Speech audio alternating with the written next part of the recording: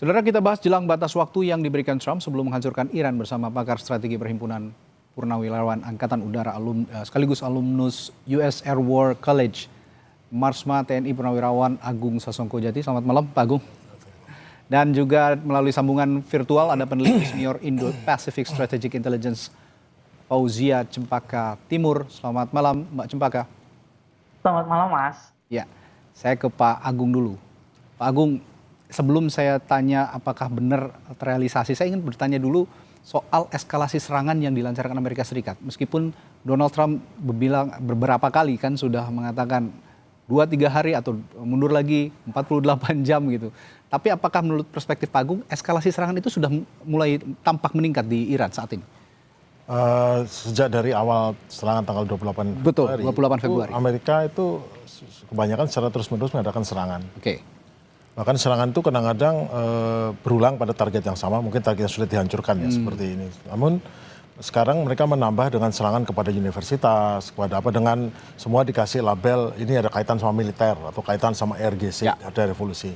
Namun itu menunjukkan bahwa strateginya itu kalau menambah target, menambah itu pada saat sudah berjalan, itu adalah memang tidak punya rencana. Mereka hanya berusaha untuk menekan koersif, untuk menekan, memaksa untuk Iran dengan menimbulkan mungkin dipikir rasa sakit pada Iran, dihancurkan ini, dihancurkan itu, dan itu.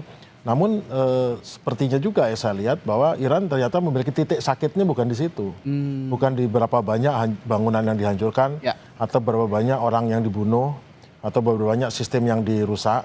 Tetapi kelihatannya adalah memang bukan itu center of gravity-nya Iran. Pain tolerance juga sangat tinggi begitu ya, Iran ini ya. Sekarang masalahnya kan juga Iran membalas dengan serangan yang terus konstan juga kepada target-target di Teluk dan target-target di Israel, yang mana target-target semua adalah terkait kepentingan Israel dan Amerika, yang juga menimbulkan pain atau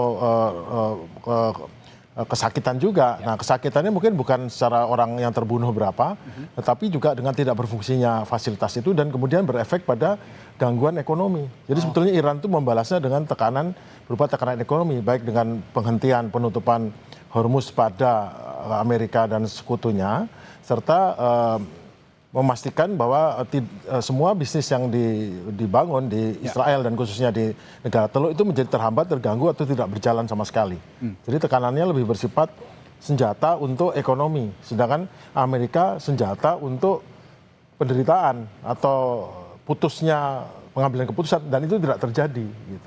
Oke. Nah, dengan kondisi-kondisi seperti ini, Pak Agung, dengan apa yang dikatakan Trump, jika memang tidak dibuka Selat Hormuz, Iran akan dibumi hanguskan. Dengan pernyataan tersebut, mungkinkah Amerika Serikat akan membumi hanguskan Iran dengan pernyataan katanya Iran akan jadi Stone Age? Membumi hanguskan kan sudah spesifik, yaitu pada jembatan dan infrastruktur energi. Yang dimaksud infrastruktur energi itu bukan kilang minyak jelas, bukan penghilangan minyak, bukan untuk ekstraksi minyak, bukan untuk saluran minyak, karena itu bunuh diri bagi Amerika. Jelas yang dimaksud infrastruktur seperti jembatan untuk transportasi dan juga mungkin listrik ya.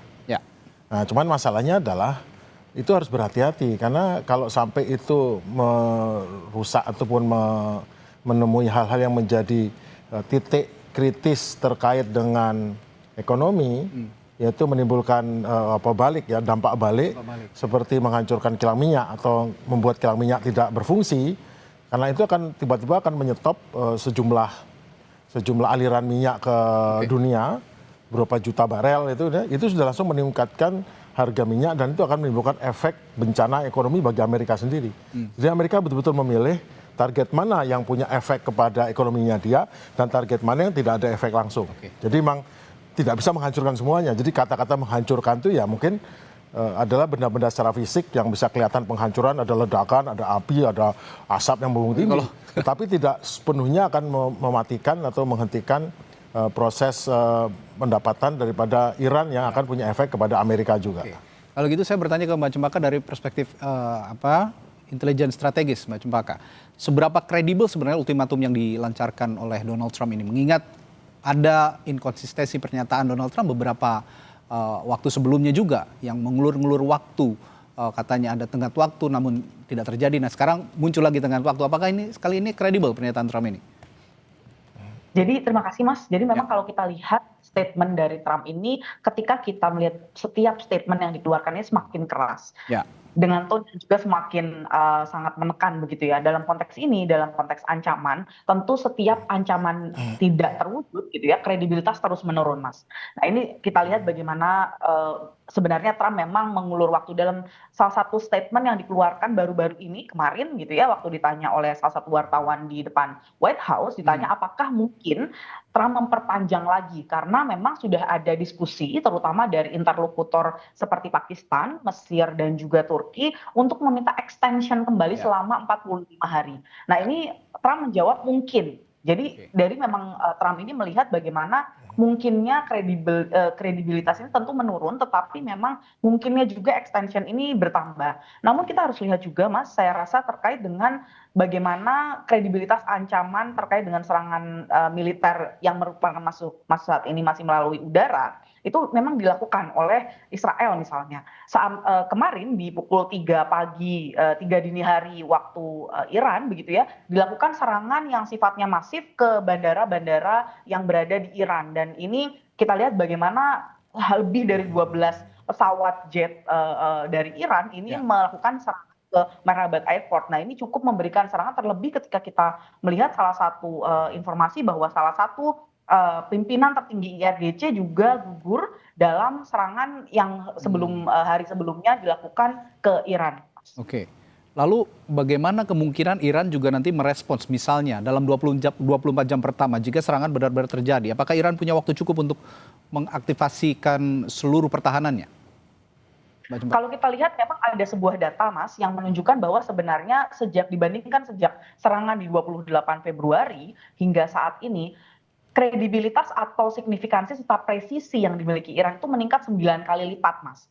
Meskipun di sisi lain mereka juga memiliki korban yang jumlahnya saat ini terhitung lebih dari 2.000 orang telah meninggal begitu ya. Nah, meninggal atau luka. Nah, ini sebenarnya dua hal yang tadi disampaikan juga oleh Pak Agung bahwa ada pain threshold atau batas luka atau batas yang dapat diterima oleh Iran ini sangat tinggi gitu. Meskipun tadi dalam sisi lain korban semakin banyak, korban ekonomi dengan infrastruktur juga semakin tinggi, namun di sisi lain presisi yang dilakukan Iran semakin lama itu juga semakin tinggi, Mas. Jadi serangan yang dilakukan kita dengar kembali kemarin misalnya salah satu serangan yang dilakukan Iran di gelombang kemarin itu berhasil masuk ke sekitar kompleks Kementerian Pertahanannya Israel. Nah, ini kita lihat bagaimana sangat presisi begitu ya. Jadi tidak hanya menyerang yang sifatnya infrastruktur tapi juga strategis, Mas.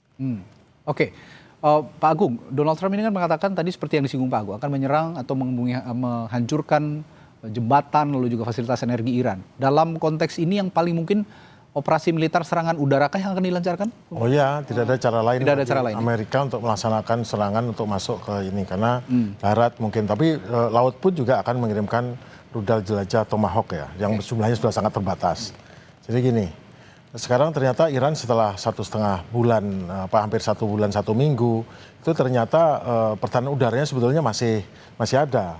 Namun karena mereka tahu bahwa mereka tidak bisa head to head langsung berhadapan, ya mereka hanya menggunakan pertahanan udaranya S-400 yang terkenal itu dengan cara gerilya. Dinyalakan kalau perlu untuk mendapatkan data awal masuk, kemudian dimatikan, data itu disalurkan kepada sensor-sensor inframerah yang terletak di sepanjang jalan, untuk kemudian sensor inframerah akan mengantarkan, memantau pesawat-pesawat itu sampai titik yang tertentu bahkan ditembak. Yang terbang rendah akan terkena, yang terbang tinggi tentu tidak, karena memang inframerah itu terbatas ketinggiannya. Nah, jadi nanti kira-kira pelaksanaannya adalah menggunakan pembom ketinggian tinggi, walaupun pesawat tempur yang dengan ngebom ya pasti tinggi, di atas 30.000 kaki, menggunakan stand-off missile atau rudal jarak jauh dan juga rudal jelajah jarak jauh seperti itu. Jadi tidak akan ada lagi yang berani terbang cukup rendah karena risikonya nggak bisa. Karena kemarin pada saat jatuhnya pesawat F-15, ada dua teori ya. Pesawat F-15 itu jatuh karena ada rencana untuk mengambil uranium dekat Isfahan. Makanya kenapa ada 2 Hercules MC-130 yang stranded di sana, kemudian kecelakaan, sebetulnya tabrakan itu di bawah. Oh, tapi itu ada tabrakan ya Pak ya? Iya, kelihatan kan dari dua pesawat ini kan nggak mungkin ada satu mau landing, satunya mungkin berbelok, ada koordinasi yang nggak jelas, itu kayaknya tabrakan. Pokoknya yang jelas mereka rusak. Tapi ada teori keduanya adalah dimulai dengan pesawat F-15 yang ketembak terus jadi.